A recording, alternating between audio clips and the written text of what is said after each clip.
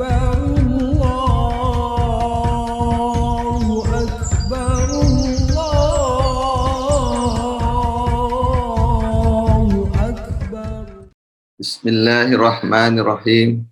Assalamualaikum warahmatullahi wabarakatuh. Waalaikumsalam warahmatullahi wabarakatuh. Alhamdulillahirabbil alamin. Wassalatu wassalamu ala samsil mursalin wa qamarin nabiyyin wa sidratul muntahifin sayyidina Muhammadin wa ala alihi wa sahbihi ajmain. Ilahi anta maksudi waridoka matlubi a'tini mahabbataka wa ma'rifataka. Kehadapan dan di hadapan ahli sisilah thariqah Qadiyah Naqsabandiyah Ma'had Suryalaya, wabil khusus guru agung kita Syekhna wa mursyidina fi hadda zaman Syekh Muhammad Abdul Ghaus Saifullah Maslul Qaddasallahu sirah. Al-Fatihah. A'udzu billahi minasyaitonir rajim. Bismillahirrahmanirrahim. Alhamdulillahirabbil alamin arrahmanir rahim maliki yaumiddin. Iyyaka na'budu wa iyyaka nasta'in ihdinas siratal mustaqim. Siratal ladzina an'amta 'alaihim ghairil maghdubi 'alaihim waladdallin. Amin.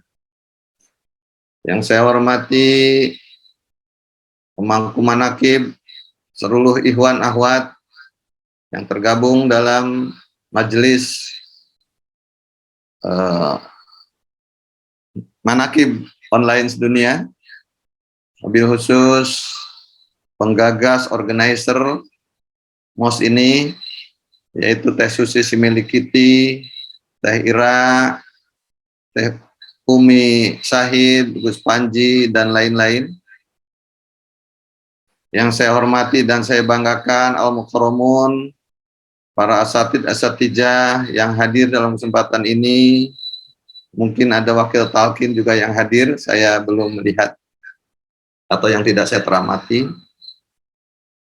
Juga yang saya hormati, saya banggakan para ikhwan akhwat pecinta kesucian jiwa yang selalu istiqomah dalam mengamalkan, mengamankan, dan mengajarkan ajaran thariqah Qadiyah Naqsabandiyah Ma'had Suryalaya, khususnya dalam mengikuti kegiatan manaqib online sedunia. Semoga Allah berkahi, Allah lancarkan semua urusannya, baik yang terkait masalah urusan dunia maupun urusan akhirat. Allah bukakan pintu rezeki yang selebar-lebarnya dan seluas-luasnya. Allah berkahi rezeki yang halal dan thayyiban. Allah jadikan urusannya dipermudah, dimudahkan segala urusannya, dan diberkahi keluarga yang soleh dan soleha, dicerdaskan, dibukakan pintu hati yang setulus-tulusnya supaya bisa menyerap semua pengetahuan sebaik-baiknya dan mampu mengamalkannya. Al-Fatihah. A'udzu billahi minasyaitonir rajim. Bismillahirrahmanirrahim. Alhamdulillahirabbil alamin arrahmanir rahim maliki yaumiddin. Iyyaka na'budu wa iyyaka nasta'in ihdinas siratal mustaqim. Siratal ladzina an'amta 'alaihim ghairil maghdubi 'alaihim waladdallin. Ikhwan akhwat, para pecinta kesucian jiwa yang yakin dan insya Allah dirahmati Allah Subhanahu wa taala dengan berkah karomah pengsa Abah Awas Guru Agung kita semua. Dalam kesempatan ini, mumpung masih di bulan Ramadan, di mana bulan Ramadan ini disebut juga Syahrus Syawm atau Syahrus Syam, juga ada yang disebut Syahrul Quran, Syahrul Lailatul Qadar, dan Syahrul Ilmi, ya, Syahrul Rahmat, Syahrul Berkah, Syahrul Maghfirah. Itu banyak sebutan tentang bulan Ramadan yang jelas, tapi tidak disebut dengan Syahrul Gunawan atau Syahrini, ya. Nah, terkait dengan ini, maka di bulan Ramadan ini, dalam kesempatan ini, saya akan mencoba mengambil tema dan hikmah ilmiah ini, yaitu hakikat ilmu saja, ya.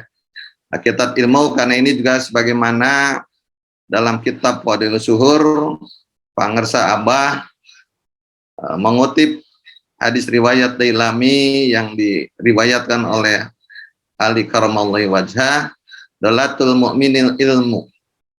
Jadi bahwa senjatanya orang mukmin itu adalah ilmu. Nah, apa itu ilmu? Secara teoritik memang ada perbedaan tentang pengetahuan dengan ilmu, ya kira-kira gitu. Ilmu itu adalah sebuah pengetahuan yang sudah diuji dengan proses ilmiah, proses pembuktian kebenaran ilmiah, sehingga menjadi sebuah ilmu pengetahuan. Perbedaannya antara pengetahuan dan ilmu, kalau pengetahuan mungkin masih bersifat subjektif. Hanya kita saja yang tahu, belum berlaku menyeluruh. Nah, berbeda dengan ilmu pengetahuan. Karena ilmu adalah sesuatu yang sudah diuji, seperti Gus Panji waktu menyelesaikan program S1, itu kan di ilmu dakwah sirna rasa, misalnya, kan diminta salah satunya mungkin menyusun skripsi. Nah, proses skripsi itu adalah proses untuk mendapatkan atau membuktikan kebenaran pengetahuan menjadi sebuah ilmu pengetahuan. Ya. Dari suatu rumusan masalah di bab 1, nah, rumusan masalah itu pengetahuan sebetulnya, yang nanti kemudian dikaji secara teoritik dengan konsep-konsep teoritik di dalam bab 2, lalu dibuat bagaimana cara pembuktiannya di bab 3, suatu metode atau prosedur penelitian, lalu diperoleh data-data empirik, hasil wawancara, hasil pengamatan, hasil analisis dokumentasi dan sebagainya. Sebuah kesimpulan, di mana kesimpulan ini adalah menjadi suatu ilmu. Ya. Nah, jadi ilmu itu cirinya yang pertama bahwa sudah tidak subjektif, karena ilmu ini sudah menjadi objektif.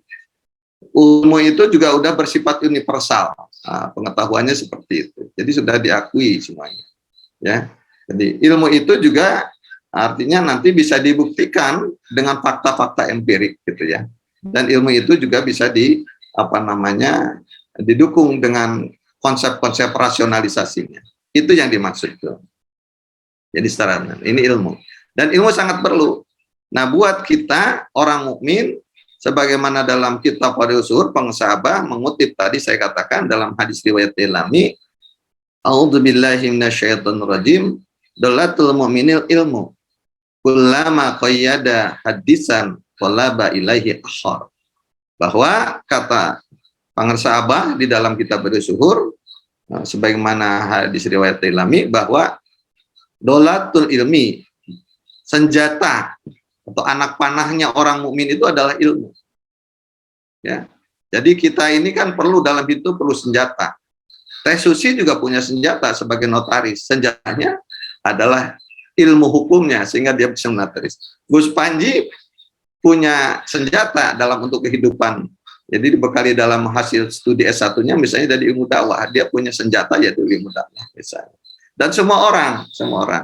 Nah, tidak hanya ilmu yang bersifat formal ya, termasuk ilmu-ilmu yang non formal yang diperoleh dalam kehidupan sehari-hari melalui hikmah ilmiah di dalam manakiban dan sebagainya. Kita juga punya pengetahuan, dan pengetahuan itu kemudian diulang-ulang sehingga menjadi sesuatu yang dipahami semua banyak orang, maka ini menjadi objektif, menjadi suatu ilmu yang menjadi bekal.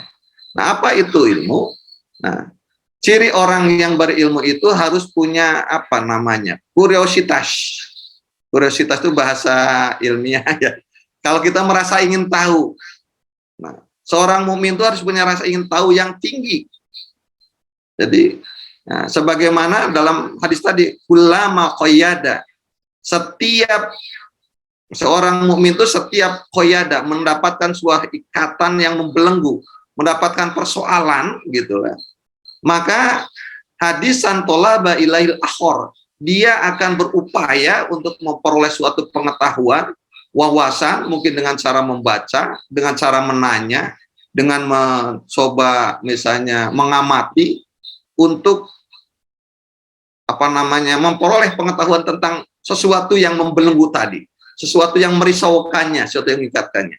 Nah, upaya untuk bagaimana mencari tahu, untuk bagaimana mendapatkan pengetahuan tentang persoalan yang dihadapi, tentang masalah yang membelenggu, itu disebut dengan suatu sikap karakter kuriositas, rasa ingin tahu.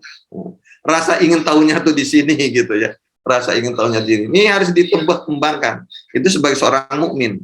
Karena dengan rasa ingin tahu ini maka akan diperoleh suatu pengetahuan dan pengetahuan yang terus dia uji kebenarannya, maka menjadi suatu ilmu dan itu menjadi sebuah senjata buat kita seorang mukmin. Nah, itu. Jadi ciri orang mukmin itu punya rasa ingin tahu yang tinggi, semangat, hirah, nasat di dalam Ramadan itu kan Pangres Abang mengartikan nunnya itu nasyat, semangat. Di dolah ini diperoleh dengan semangat, dengan nasyat, ya nasyat. Jadi harus punya rasa ingin tahu. Apa misalnya membelenggu? Apa saja? Misalnya apa namanya? Yang paling sederhana misalnya di bidang makanan. Ini cerita zaman dulu mungkin ya, kita orang tua kita kan kalau sekarang dapat buah duren gampang tahu membelahnya. Coba bayangkan zaman dulu orang tua kita, leluhur kita mendapat sebuah terbau harum di luarnya, tapi bagaimana cara melihatnya karena dia berduri dan tajam. Maka orang kita dulu bagaimana mencari tahu supaya duren ini bisa dinikmati, bagaimana cara membukanya dan sebagainya. Iya, dengan coba-coba dan sebagainya. Itu nasab. Itu adalah apa namanya? Hadisan tolaba gitu ya. Atau misalnya dalam mengembangkan makanan, sekarang kan misalnya dalam berbisnis gitu. Di era kemarin pandemi gitu kan misalnya berdagang tidak ada suatu apa namanya konsumen yang datang. Maka kemudian kita mencari tahu seorang pedagang mukmin itu bagaimana supaya informasi dagang ini sampai pada mereka, pada konsumen yang membutuhkan. Maka kemudian digunakanlah informasi teknologi yang ada dengan WhatsApp grup di-share, misalnya dipromosikan itu tentang bisnisnya gitu, produk-produk yang dimilikinya. Atau dengan misalnya menggunakan TikTok, di-share dan sebagainya. Itu adalah upaya dalam rangka ulama qoyada. Apabila setiap mendapat sesuatu yang mikat, maka seorang mukmin akan berupaya mencari pengetahuan dalam rangka memecahkan persoalan itu, hadisan tolaba ilahil akhir. Itulah gambaran sebuah apa namanya ilmu sebagai sesuatu yang penting buat kita sebagai orang mukmin. Kenapa ilmu itu penting? Karena Rasulullah juga bersabda dalam hadis riwayat Ahmad, man aroda dunya fa alaihi bi ilmi.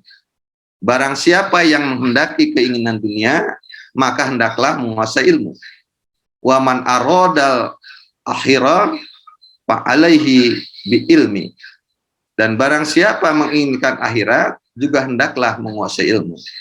Wa man aradahuma fa alaihi bil ilmi. Dan barang siapa ingin menghendaki kedua-duanya, baik dunia maupun akhirat, maka kuasailah ilmunya juga. Jadi itulah. Jadi orang mukmin harus banyak belajar, tidak boleh ketinggalan. Dan bahkan kalau kita lihat sejarahnya, peradaban dunia itu dimulai dengan orang-orang Muslim. Cuma kita saja dalam memanajenya, karena setelah apa namanya runtuhnya kerajaan Khalifah ya, Khalifah Utsmaniyah di Turki. Nah itulah kemudian peradaban Islam kemudian terkalahkan. Dan semua kitab-kitabnya diambil ke dunia barat, dan dunia baratlah yang seakan mengklaim, gitu ya, mengklaim. Nah, padahal ahli aljabar, ahli matematik adalah orang Muslim, ahli kedokteran juga adalah orang Muslim, dan seterusnya. Ya, kita harus menunjukkan kembali bahwa itulah hakikatnya orang Islam tidak boleh tidak menuntut ilmu. Karena kalau kita ingin bahagia dunia, maka juga harus dengan ilmu. Ingin mendapatkan bahagia akhirat harus dengan ilmu, ingin mendapatkan bahagia dunia dan akhirat juga harus dengan ilmu. Jadi bahkan Rasulullah Muhammad SAW juga menyatakan buat orang Muslim menuntut ilmu itu adalah merupakan kewajiban. Ya. Nah, sebagaimana disampaikan, thalabul ilmi fardhatun ala kulli muslim, bahwa kewajiban menuntut ilmu itu bukan fardu kifayah. Kewajiban menuntut ilmu adalah merupakan fardu ain. Setiap muslim perempuan maupun muslim laki-laki, ya, itu kewajiban. Sifatnya yang namanya wajib itu mesti, ya, bukannya bisa diwakili. Jadi Tidak boleh ada muslim yang bodoh. Karena muslim harusnya banyak belajar, sebagaimana hadis Nabi. Bahkan kapan kita belajar? Hadis Nabi juga mengatakan, utlubul ilmi minal mahdi minal lahdi. Inilah bahwa gagasan tentang belajar sepanjang hayat itu bukan suatu gagasan teori dunia barat. Ini sudah dicetuskan oleh Rasulullah Muhammad SAW sejak 15 abad yang lalu. Itu adalah yang tentang lifelong education, gitu kan. Jadi untuk belajar sepanjang hayat itu adalah merupakan ajaran Rasulullah, sebagaimana sabdanya, tuntutlah ilmu sejak kita masih dalam buayan hingga kita masuk liang lahat. Ya. Jadi menuntut ilmu itu dari awal sampai tidak ada batasnya. Menuntut ilmu gimana? Menuntut ilmu itu tidak harus dalam pemahaman ilmu-ilmu formal, harus dalam bentuk sekolah, di TK, di SD, di SMP, SMA, sanawiyah, aliyah, gitu ya, atau kemudian kuliah, sarjana, magister, doktor. Tidak hanya itu, karena menuntut ilmu itu secara teoritik juga bisa secara non formal, ya. Itu yang begitu tadi formal. Non formal itu bagaimana? Ya, menuntut ilmu yang dilembagakan, tetapi terstruktur, misalnya ikut dalam kelompok, misalnya kursus, gitu ya, gitu. Atau misalnya ada juga ya macam kan, misalnya kursus baca kitab, gitu, kursus bahasa Arab, gitu kan, kursus untuk menjahit, gitu, kursus untuk misalnya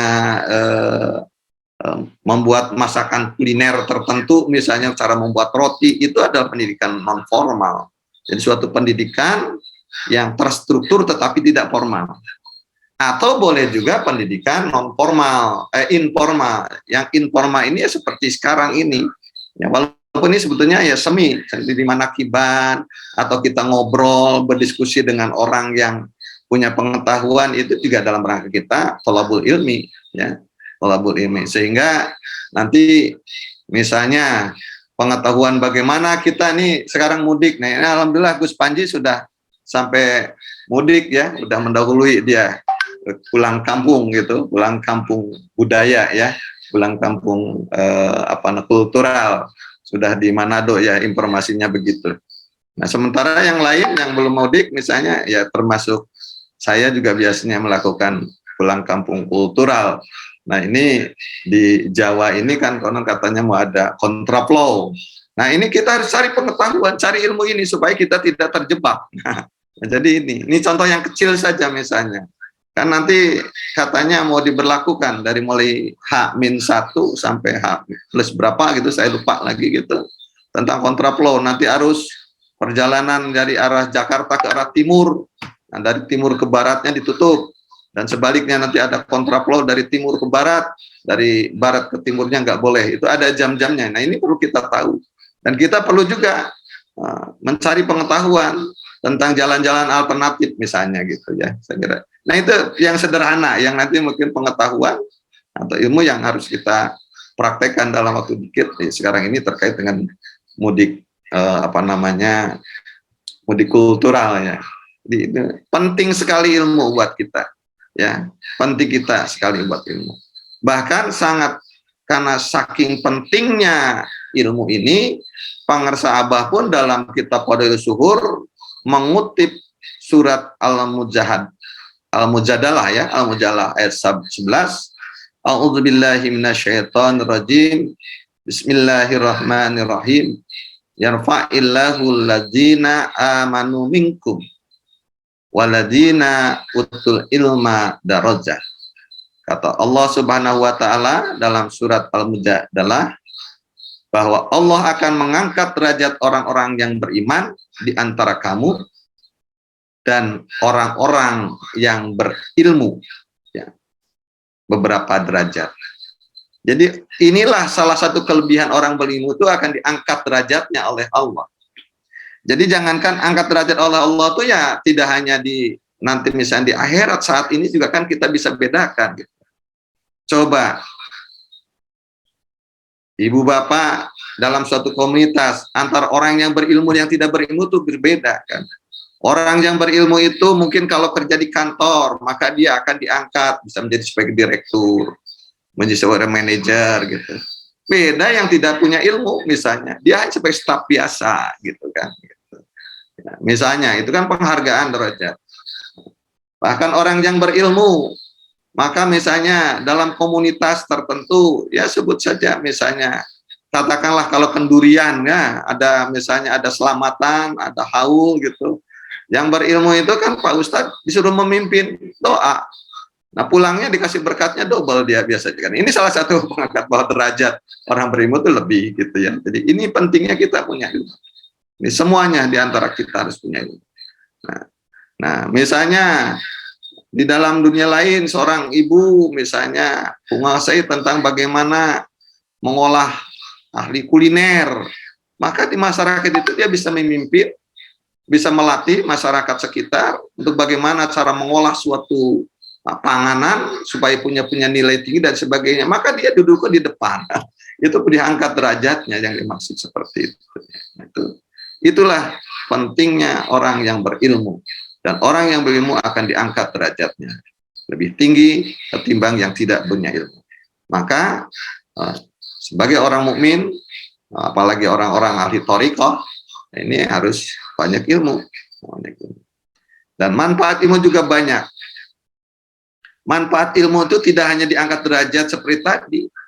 Bahkan manfaat ilmu ini adalah akan kita dapatkan sampai kita sudah misalnya pulang. Dalam misalnya ya ini sebagaimana hadis Rasul yang diriwayatkan oleh Muslim dari Abu Hurairah, idza matal insanu qata'a amaluhu illa min salasah. Bahwa jika seorang idza matal insanu, bahwa jika seseorang meninggal dunia gitu kan, maka terputuslah amalannya illa min salasah, kecuali 3 perkara saja. Yang pertama, min shadaqati jariyah, yaitu sedekah jariah. Dan yang kedua, wa ilmin yuntafa'u bihi, ilmu yang bermanfaat, ilmu yang dimanfaatkan.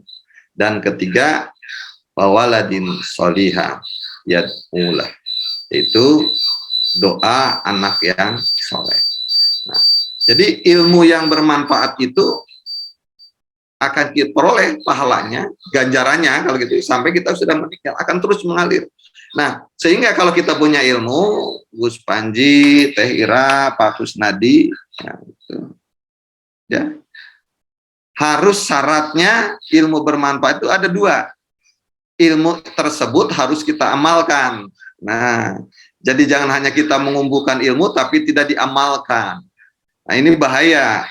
Kalau Imam Ghazali menyebutkannya bahwa ilmu tanpa amal itu gila.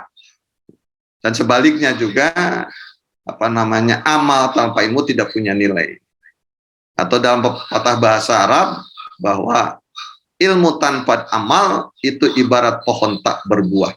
Jadi tidak menghasilkan apa-apa. Nah, sehingga supaya kita bisa manfaat ilmu itu, pertama ilmu yang kita dapatkan harus kita amalkan.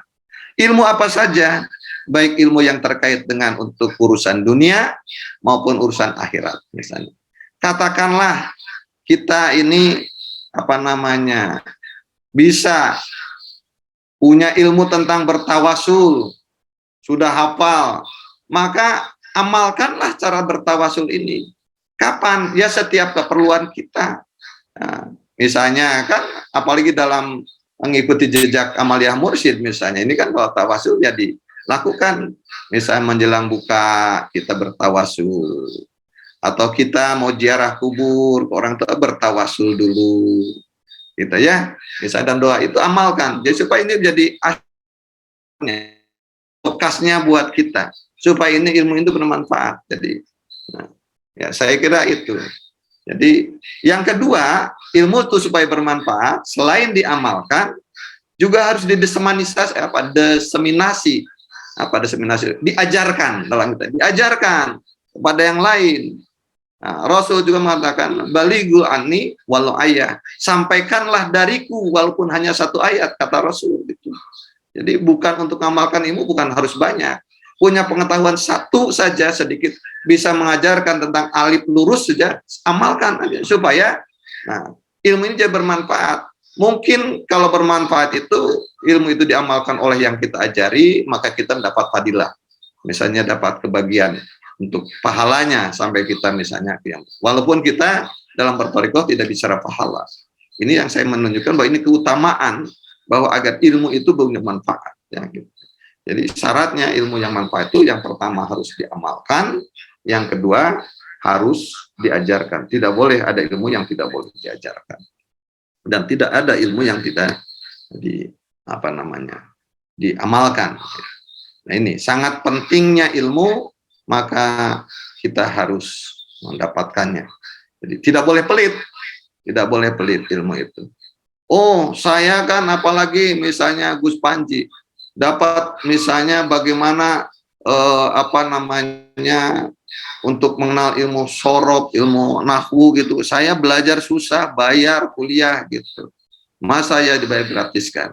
Percayalah, amalkan saja. Kalau itu ada forumnya, misalnya ada tempatnya, dunia formal, misalnya kita mengajar menjadi seorang guru, seorang ustaz di lembaga pendidikan, apa di madrasah, apa di sekolah, ya amalkan itu. Ya kebetulan ini dapat dua bonusnya ya.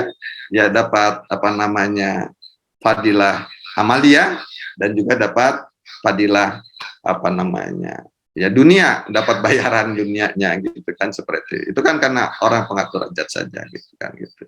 Tapi niatkanlah sepenuhnya karena lillahi ta'ala, karena sebagaimana kita ilahi anta maksudi. Jadi dalam mengamalkan ilmu itu gak usah berapa bayarannya, gak usah ditanya berapa misalnya tarifnya, berapa misalnya piro waninya gitu, nggak bisa, nggak boleh begitu, karena kita sudah terikat dalam dalam komitmen kita, sebagaimana kita selalu sampaikan, ilahi anta maksudi waridoka matlubi. Itu sajalah yang penting, bahwa kita mengamalkan ilmu semata-mata karena kita ingin mendapatkan ingin sebagai wasilah, sebagai suatu jalan kita untuk bermaksud sampai pada Allah, dan mengamalkan ilmu semata-mata karena kita hanya butuh ridha Allah. Nah, kalau itu yang diniatkan dalam proses pengambilan ilmu kita, masanya kita mau dihargai berapapun, dihargai besar, alhamdulillah, dihargai kecil, misalnya alhamdulillah, dihargai dengan ucapan terima kasih juga alhamdulillah. Percayalah itu semua, bahwa yakin bahwa ajaran yang disampaikan oleh guru agung kita itu tidak menyalahi. Dan itu karena kita hidup sebetulnya bukan yang membuat kebahagiaan kita, misalnya keberkahan, bukan karena sesuatu yang melimpah yang banyak. Berkah itu artinya punya nilai kebaikan yang lebih gitu ya. Jadi ilmu yang diajarkan, ilmu supaya bermanfaat, kita amalkan oleh kita, ajarkan pada orang lain dengan niatnya supaya mendapatkan ridha Allah Subhanahu wa taala. Sebagaimana konsisten kita, komitmen kita, ilahi anta maksudi waridoka matlubi. Nah, ikhwan akhwat, pecinta kesejahteraan jiwa, Pak Oting, Pak Permadi, Pak Eko, Pak Edi, dan semuanya, dalam kitab Fadhilus Zuhur juga Pak Sabah menuliskan ilmu itu ada dua jenis ya. Iya. Ya, ada dua jenis Pak ya. Apa aja Pak? Ilmu zahir dan ilmu batin. Nah, ilmu batin. Nah, ini ilmu zahir ini bukan ilmu yang ilmu zahir itu ilmu untuk kehidupan dunia. Ilmu batin adalah ilmu tentang keagamaan, tidak semacam itu kan gitu. Pemisahannya sebagaimana Pangersa Abah menjelaskan ilmu zahir itu adalah ilmu yang diumpamakan seperti air hujan. Nah, Pangersa Abah menjelaskannya gitu. Sedangkan ilmu batin ini disebut juga ilmu laduni. Nah, ilmu yang diumpamakan seperti air yang berasal dari sumber asli gitu. Pengersa Abah memberikan contohnya adalah seperti air sumur Jam-Jam. Nah, tapi kalau saya menganggapnya adalah tidak hanya air Jam-Jam, tapi seperti halnya kita ingin mendapatkan air dari sumur yang kita dalami. Nah, ini pencapaian antara ilmu zahir untuk cara mempelajari, ilmu batin berbeda. Allah sudah membekali kita dua perangkat, ya, perangkat utama dalam rangka menangkap ilmu, yaitu yang pertama adalah aklu, ya, akal gitu kan, dan yang kedua adalah qalbu, ya. Ilmu zahir itu ditangkapnya melalui perangkat yang Allah berikan dengan akal, logika, penalaran gitu. Nah, ini mendapatkan ilmunya dengan cara memberdayakan, memanfaatkan panca indera dengan melihat-lihat, nah kan gitu. Misalnya mungkin Gus Panji ingat itu waktu nulis skripsi, pengamatan, observasi itu melihat, mengamati. Oh, bagaimana sih kalau cara tawajuh pengersa Abah gitu kan gitu. Itu ada pengamatan, gitu. Hasil penglihatan. Bagaimana sih misalnya kalau cara berbicaranya nyanyinya yang seorang penyanyi yang bagus itu cara menahan napasnya dengan melihat misalnya gitu. Nah, atau bisa dengan melalui pendengaran. Nah, mendengarkan. Nah, ini seperti mendengarkan hikmah ilmiah lewat ini kan indera yang dipakai adalah indera pendengaran sehingga terkumpul nanti. Atau bisa juga dengan misalnya menggunakan indera pengecapan rasa gitu. Oh, kita bisa membedakan nanti. Ini rasanya asin, ini rasanya pahit, ini rasanya manis dan sebagainya. Nah, ya. Jadi dan seterusnya panca indera bisa dengan meraba, bisa dengan penciuman. Oh, ini bau wangi, ini bau busuk gitu kan begitu. Nah, ini itu sangat perlu. Nah, ini sebetulnya kalau ibu bapak misalnya mengetahui ke suatu tempat, bisa tempat angker atau di suatu kuburan, ini sekedar pengetahuan yang saya dapatkan juga gitu. Ini sangat penting mencium bau wangi itu bau. Misalnya kalau baunya itu bau busuk, misalnya bau kayak kecomberan. Nah, di situ ada sesuatu sebetulnya yang kita kenali. Ini termasuk ilmu zahir, bukan ilmu batin sebetulnya. Ilmu zahir adalah makhluk gaib dari kelompok jin-jin yang kurang baik. Ada jin yang apa namanya. Tapi kalau di situ misalnya wangi, baunya itu biasanya ada makhluk halus yang misalnya contohnya adalah yang dari golongan yang baik, malaikat dan sebagainya. Makanya yang saya dapati misalnya dalam proses hikmah gitu misalnya, kalau ada di situ Anda melewat pada suatu tempat, kemudian rumah, dan kemudian tercium wangi yang bagus, dan setelah itu ada orang meninggal, itu sangat bagus bahwa orang meninggal itu didekati para malaikat yang banyak hadir. Nah, pengetahuan penciuman dengan pengetahuan itu bukan ilmu batin, itu dalam pengertiannya ada ilmu zahir, masih kelompoknya ilmu zahir ya gitu. Dan saya pengalaman juga, saya pernah datang ke suatu tempat makam, makamnya tidak banyak, pemakaman 2, tapi sebetulnya nggak sengaja karena saya ini ada ikan gitu waktu itu, di situ ada daun talas yang tidak sentek gitu dan sebagainya, saya ambil ke sana, datang ke sana, waduh baunya luar biasa di makam, luar biasa. Nah, setelah itu saya ketemu masyarakat sekitar, oh itu adalah tempat dimakamkan orang yang dulu yang ada perilaku yang kurang baik lah waktu hidupnya, bahkan dia termasuk bahasa Sundanya tukang tarok, tukang bobok gitu, Teh Suci gitu. Makan androk gitu ya waktu hidupnya, sehingga kemudian dia meninggal, kira-kira gitulah itu riwayat menurut tetangga sekitar. Oh ya sudah, setelah itu paham, pantas saya itu kok baunya luar biasa itu ya, yang artinya dari pengetahuan ini, oh di situ adalah makhluk gaibnya adalah hal yang kelompok yang kurang gitu Pak. Jadi yang saya pahami itu termasuk ilmu zahir, karena ilmu yang diperoleh benar akal, logika. Saya pengetahuan itu diinformasikan, dibuktikan dengan empirik gitu kan gitu, diamalkan. Dipakai itu ilmu zahir. Ya ibarat air hujan. Kenapa menyebutkan air hujan? Karena air hujan itu air proses. Nah, mendapatkan pengetahuannya ini dengan pendekatan istilahnya kalau secara teoritik keilmuan ini pendekatan ilmiah. Maaf kalau saya sedikit agak masuk ke dunia ilmiah. Pendekatan ilmiah, pendekatannya itu dengan cara istilahnya ya harus dibuktikan gitu. Lihat teorinya ada nggak, rasional nggak, masuk akal nggak, lalu ada buktinya nggak, seperti itu kan gitu. Nah, air hujan juga seperti itu. Jadi suatu yang bisa diamati dan bisa direkayasa. Ya, bisa direkayasa. Misalnya apa sih air hujan itu? Air hujan itu kan sebetulnya karena ada air yang di bumi ini, mungkin air dari sungai, air dari laut, terbawa embun ke atas, tersedot, menguap ke atas, terkondenasi di atas menjadi sekumpulan awan gitu kan. Nah, awan itu kalau makin pekat, awan itu ada bercampur dengan nutrium, kalau garam itu saya lupa ilmiahnya. Ya pokoknya sana nanti, maka kalau udah banyak natriumnya sana, maka air itu akan turun. Jadi awan itu akan menjadi hujan. Maka air hujan itu bisa direkayasa oleh misalnya dengan teknologi misalnya di kita di BPPT yang lalu itu kan gitu.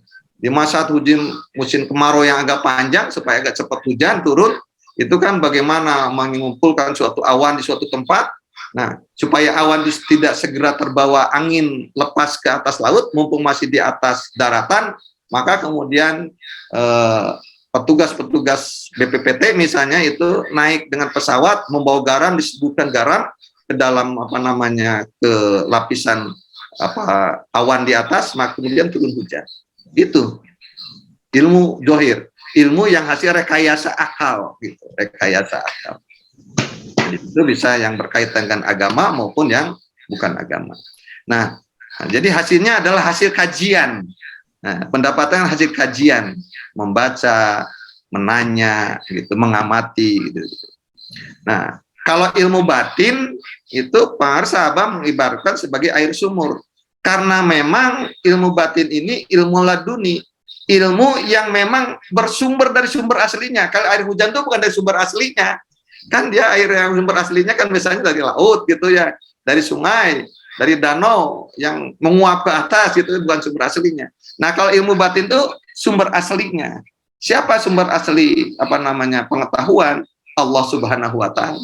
Jadi Allah dari pengetahuan, ilmu yang diproses seseorang yang memang bersumber dari Allah Subhanahu wa Ta'ala langsung. Disebut juga dengan ilmu laduni. Untuk mendapatkan ilmu ini bukan dengan pengkajian, tapi dengan pengamalan, ya. Mengolah kolbu. Nah, yang diolahnya bukan akal tetapi kolbu kita. Kolbu kita. Nah, misalnya bagaimana dengan supaya taqarrub ilallah, supaya hati ini bersih gitu ya. Nafsunya juga bersih, kita zikir bisa dekat dengan Allah sehingga kemudian Allah mengingat. Nah, siapa yang mendapat ilmu-ilmu batin? Yang mendapat ilmu-ilmu batin ini, ya jelas para nabi, para waliullah, para mukmin yang soleh lah, yang gitu ya. Kita ikhwan akhwat juga sudah. Nah, tapi umumnya ini orang-orang yang mendapat ilmu batin ini tidak menjadikan dirinya jumawa. Bahkan jangankan untuk jumawa, ilmu-ilmu batin itu biasanya hanya disimpan sebagai pengalaman pribadinya. Kalaupun dia curhat, hanya sekedar pada sahabat terdekat untuk menyampaikan, untuk membenarkan ke sana. Jadi tidak untuk disampaikan misalnya bagaimana. Dan pengalaman ini lebih pada pengalaman bagaimana bisanya mukasyafah gitu, dengan hal-hal yang misalnya itu. Pengalaman batin yang luar biasa. Bukan semata-mata kayak tadi pengetahuan tentang hal yang gaib, bukan semacam. Memang ilmu batin itu ilmu yang gaib. Yang jelas ikonnya kalau buat kita semua adalah misalnya ilmu-ilmunya Nabi Khidir alaihissalam itu kan gitu. Nah, sebagai gambaran ilmu zohir, nah ini saya teringat juga jadinya. Gambaran ilmu zohir dan ilmu batin itu ibaratnya waktu kisah Nabi Musa alaihissalam dengan Nabi Khidir kan gitu. Nabi Musa itu udah dia oleh Allah berikan suatu ilmu yang luar biasa gitu kan. Bahkan dia bisa untuk berbicara langsung dengan Allah gitu kan. Dan dia diberikan kecerdasan yang luar biasa. Tapi dia menguasai ilmu zohir, gitu kan. Itu dianggap ilmu zohir. Maka Nabi Musa juga berdoa dan memohon Allah, ya Allah, adakah di dunia ini orang-orang yang mempunyai ilmu yang lebih tinggi daripada aku? Maka kemudian Allah menunjukkan bergulah engkau pada seseorang, yaitu pada Nabi Khidir singkatnya kan gitu. Nah, kemudian dalam bergurunya terkenal yang sering dikatakan bahwa seorang contoh ini sebetulnya bukan tidak baik Nabi Musa, tidak, ini sebagai ibrah sebenarnya buat kita. Seorang nabi, rasul dan ulul azmi saja menjadi murid yang gagal karena pendekatannya dia lebih pendekatan aklu, pendekatan logika. Padahal yang mau diajarkan oleh Nabi Khidir adalah ilmu batin, ilmu laduni. Nah, akan ada 3 peristiwa, saya kira sudah semua paham, di mana dalam rangka Nabi Musa menemui Nabi Khidir sudah ketemu, dan dia ingin berguru kepada Nabi Khidir, maka Nabi Khidir, boleh kau berguru dengan aku, tapi selama perjalanan dengan aku, kau tidak boleh bertanya, tidak boleh komen, tidak boleh menyela misalnya. Dan satu kali dalam perjalanan, pertama mendapati di suatu pantai, di sana ada perahu, sekumpulan perahu, dan pas menginjak pada suatu perahu tertentu, Nabi Khidir kemudian merusak perahu tadi, melubangi, pokoknya merusaklah perahu tadi, dirusak. Nah, sehingga Nabi ini bedanya, kenapa merusak perahu Nabi Khidir? Karena Nabi Khidir mendapatkan ilmu laduni gitu ya. Sedangkan Nabi Musa menggunakan pendekatan aklu, ilmu zohir. Dia bertanya secara zohir, secara syar'i, merusak punya orang adalah haram, salah. Maka dia, kenapa ini dirusak? Nabi Khidir tidak menjawab dan peringati satu. Yang kedua, misalnya ketemu seorang anak kecil yang belum balik kemudian dibunuh. Dan yang ketiga, kemudian mendapati suatu kampung, ya, kampung itu kampung bahil, kampung orang-orangnya pelit. Nah, dia bertamu, Nabi Khidir dan Nabi Musa tadi, kampung itu jangan diberi kasih misalnya makanan atau kue atau snack, air putih saja nggak dikasih karena kampung bahil. Tapi di kampung itu mendapati Nabi Khidir ada sebuah pagar rumah yang roboh, dan kemudian dengan inisiatif sendiri pagar yang roboh tadi, pagar rumah yang roboh tadi dibetulkan ya dengan tenaga sendiri, dengan biaya sendiri kalau perlu biaya, dan tidak minta upah. Dan kemudian Nabi Musa pun bertanya, untuk apa engkau melakukan ini? Ini kan tidak baik. Nah, semua ini dilakukan karena akhirnya kan Nabi Khidir menyampaikan kepada Nabi Musa, dan jadi gagal. Semua dia Nabi Khidir mendapatkan laduni dari Allah Subhanahu wa Ta'ala, di mana pertama kenapa melubangi itu perahu? Nabi Khidir diberikan pengetahuan oleh Allah lewat kalbunya bahwa nanti sebentar lagi akan ada perompak dipimpin oleh seorang raja yang jahat di situ yang akan mengambil perahu, dan pastinya seorang perompak tidak mungkin ngambil perahu yang jelek gitu. Nah, kalau perahu itu masih bagus pasti diambil, kalau perahu itu rusak sedikit kan masih tidak diambil, maka si pemilik perahu masih bisa betulkan. Nah, gitu. Yang kedua, membunuh anak kecil. Karena Nabi Khidir dapat laduni, pengetahuan dari Allah, anak ini nanti akan kalau besar menjadi orang yang yang tadi sebut saya tadi, tukang tarok, tukang bobok, tukang bukakan underrok gitu. Ya, menjadi orang-orang yang ini. Nah, lalu bagaimana dengan orang tuanya? Kan kasihan orang tuanya. Nanti tidak yang bersangkutannya. Nah, dengan dibunuh saat masih kecil, maka anak ini nanti jadi ahli surga karena dia belum dihisab. Nah, daripada kalau meninggal sudah tua. Dan kemudian yang kedua, Allah akan mengganti anak ini pada orang tuanya yang kehilangan anak ini dengan adiknya, yaitu dan adiknya ini akan menjadi seorang yang soleh dan menjadi ulama besar di kemudian hari. Maka terangkatlah. Itu rahasia, itu ilmu batin. Dan yang ketiga, kenapa membentukkan pagar yang roboh? Karena di bawah pagar itu ada harta anak yatim yang saat ini masih kecil.